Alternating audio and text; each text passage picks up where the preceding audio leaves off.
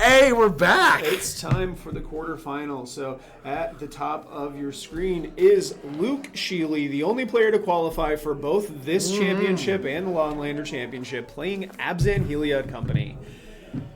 Luke is the 2 seed playing against the 7 seed Adam on Rakdos Scam. Yep, he gets to choose player draw, presumably on the play.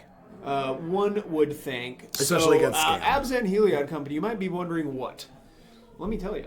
So Luke is this is very much a Luke deck. Yeah. So Luke is this kind of Magic player that loves to just put a whole bunch of permanents into play. Creatures are his favorite.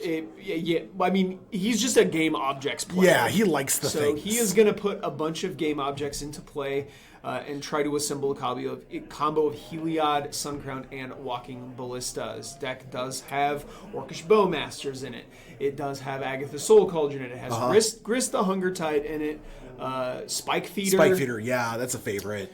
He has gained infinite life multiple times. Similar to the Yawgmoth deck. Yep. But this deck has white, and he has cards like the Ranger Captain of Eos. Yeah, and the curve is much lower. Where his overall, what he wants to do on each turn, his permanents top out at 3. Yeah. Yeah, the Coco is really the top end of the deck. Yep. And you and I have witnessed him play this deck with never casting a Coco and still win. Yeah. And that's totally fine. Luke, for a long time, was playing the Yawgmoth deck. When it started getting hostile towards Yawgmoth, especially this Scam deck, is when he shifted gears. Yeah, sure. Oh, we have a visitor. Are we ready to go? Yeah, Absolutely. Heard Luke in the background there. Luke just checking to make sure they were okay to get started.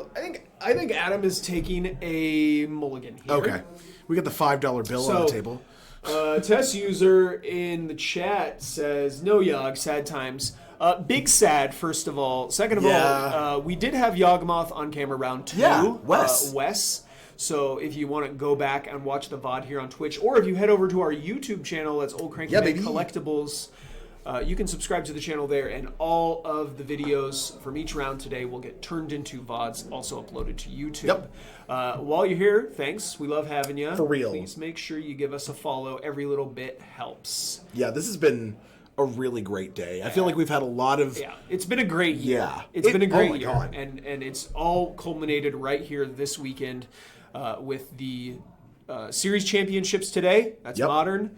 And tomorrow we have the Longlander Championships. That's Canadian Highlander. So, like I said, Luke here at the top of your screen, the only player to qualify for both of these championships. So he's going to start things off with a Utopia Spring. Oh, baby. Naming black, presumably.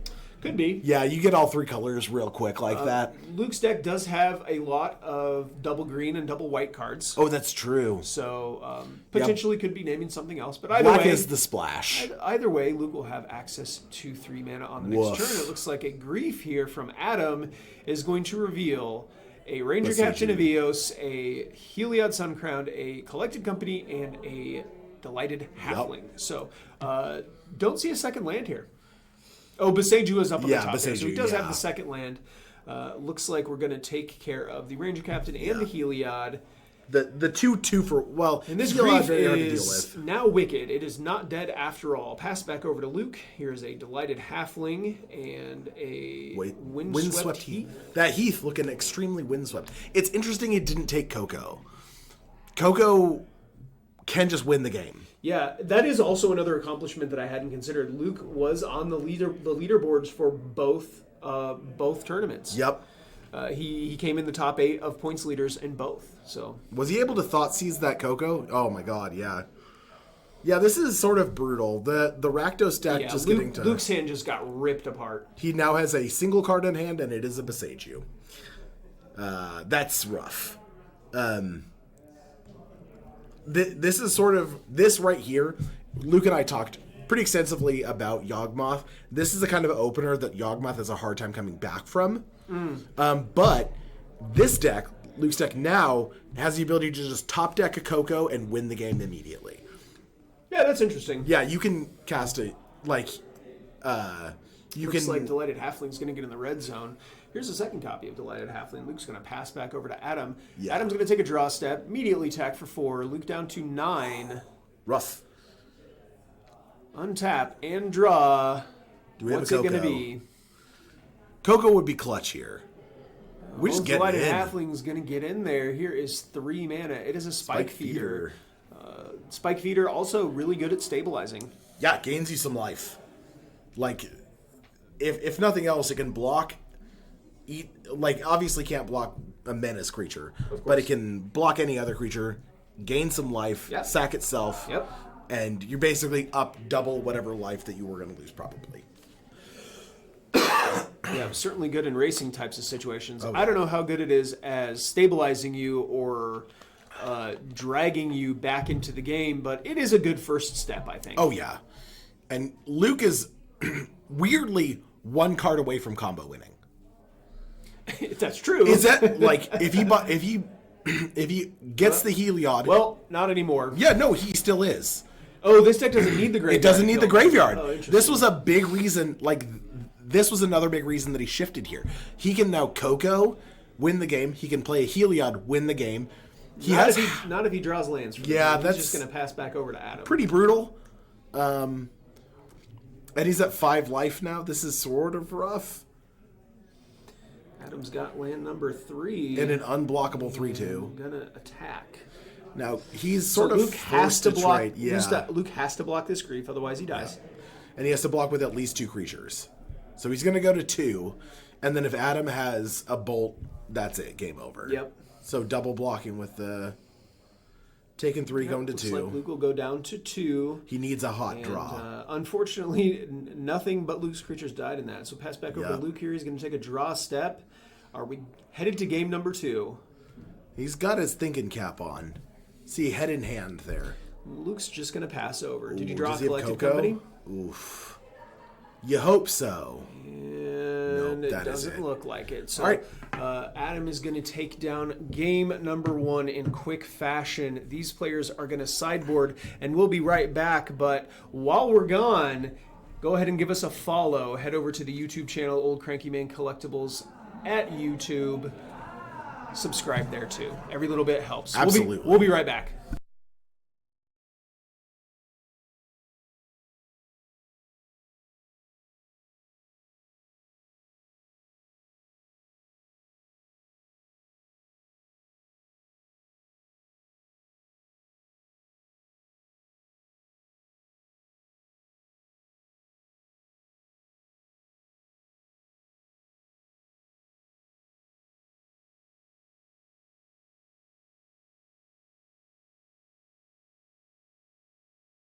And we're back.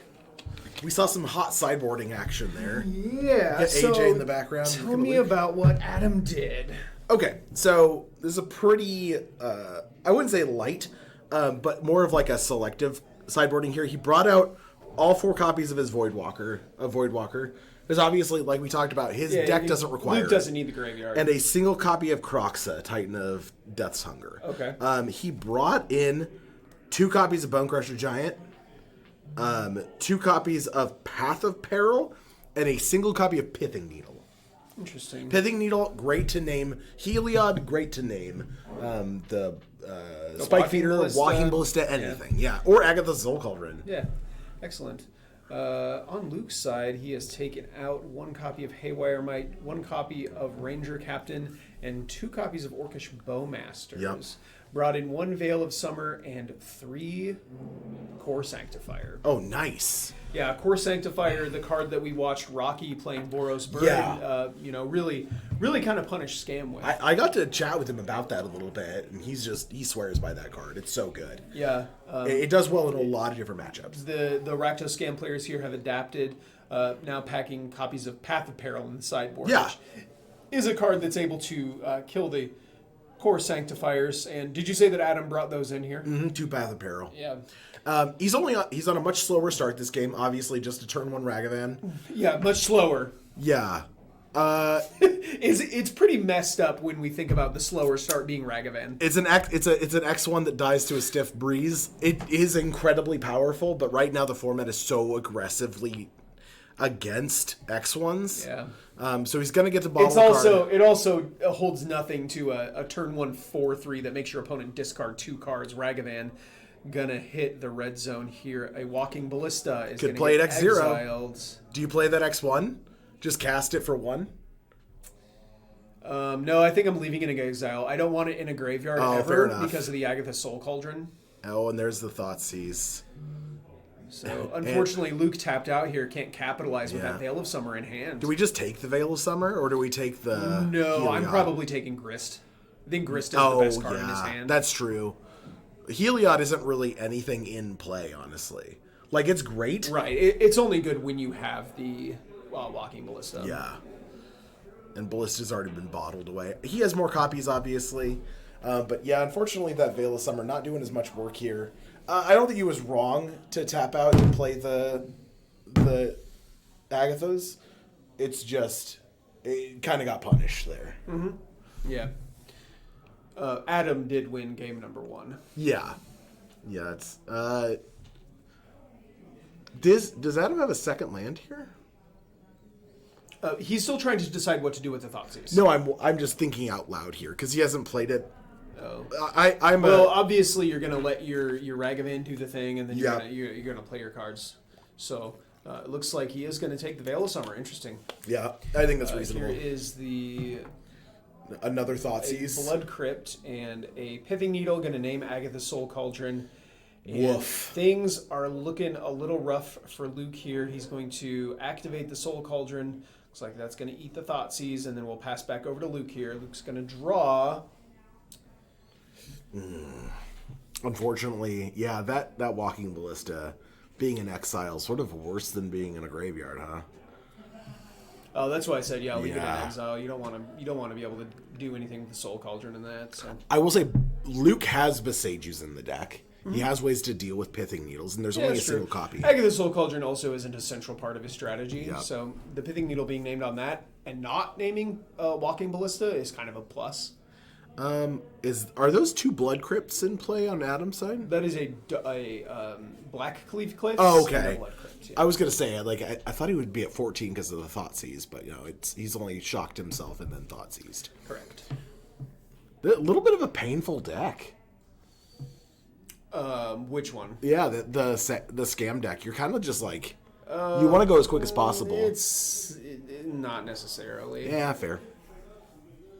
I just think the Thoughtseizes. It only has 4 shock lands. The Thoughtseizes can cause you quite a bit of damage, especially if you cast more than one in a game. But usually it's worth it. Yeah, usually you're actually griefing them. Okay, so we're just getting this Grist in play. It's interesting that he named. So he has a Grist, which does represent some level of inevitability that Monkey can't attack now. Yes. Just kidding. He has a Fury. Hey, just kidding. So it's going to kill. Fury is going to take care of the bug and deal damage to. And he's just the Grist, and then it's going to get scammed back into a play with a Not Dead After All. So that is a 4/4 double striker, which is going to finish off the Grist when it comes into play. Adam is then going to attack with the Ragavan, which is going to exile a Ranger Captain of Eos off the top of Luke's deck. Make another treasure token, and he's just going to cast the Ranger Captain. Wow. Yeah, interestingly, he can use the sack ability on the Ranger Captain to silence Luke as well. Yes. Which is wild. Yeah. It's been incredibly relevant in the games what we've seen with Luke, where he silenced his opponent with it.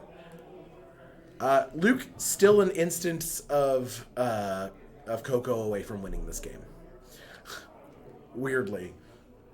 He's at 11. If he can Coco, he can win.